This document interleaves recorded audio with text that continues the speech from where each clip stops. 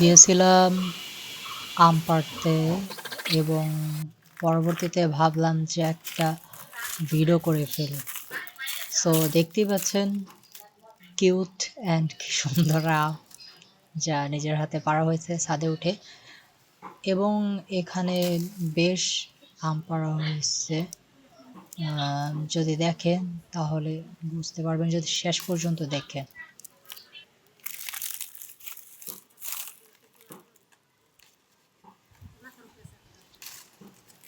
Just গুনতে থাকেন যে কয়টা পেরেছি।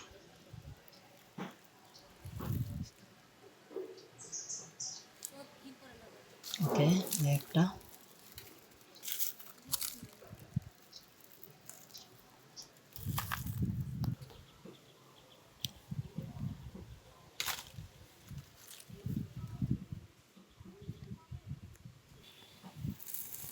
তো এরপরে এখানে কিছু আম দেখি, আরও চারপাশে আম ছিল, তো সেগুলো দেখাতে চেয়েছিলাম, বাট ক্যামেরা কোয়ালিটি এতটাই ভালো যে তার উঠে নাই।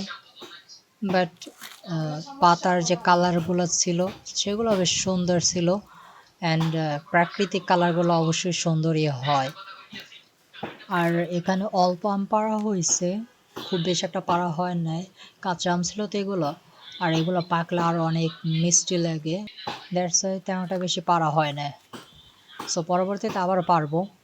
আর পাশের বাসায় কাজ করতেছিল মেশিনে, সো সেই সাউন্ড ছিল। তো আম পাড়ার শেষে আমার যে অবস্থা হয়, এরপরে আম ঢালা শুরু হলো বাসা থেকে এনে, দেন এখানে ঢাললাম, ঢালার পরে কাটা শুরু করলো আম্মু, এবং এরকম কাটতে বেশ টাইমই লাগলো। 3টার মতো আম কাটছে, আর এনেছিলাম 15টার মতো মনে হয়।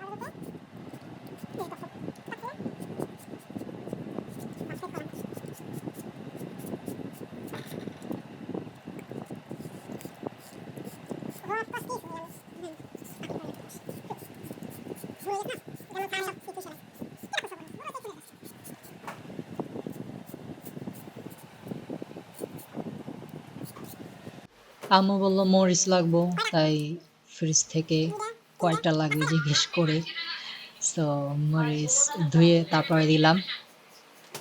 এরপরে কেটে ওইটা আবার আমের ভিতরে রাখলো, যেটা পরবর্তীতে আমি আপনাদেরকে দেখিয়েছি যদি দেখেন।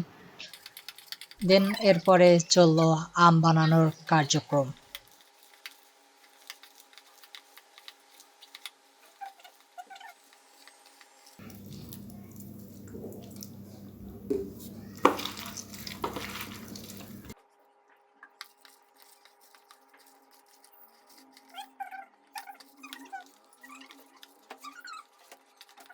তো বানানো শেষ হতে না হতেই কিছু লোক এসে, মানে বলা যায় যে রাক্ষস লোক এসে খাওয়া শুরু করলো বানানো শেষ হওয়ার আগেই, যাদের সামনে এরকম কিছু রাখাটাও অনেকটা কষ্টসাধ্য বলা চলে।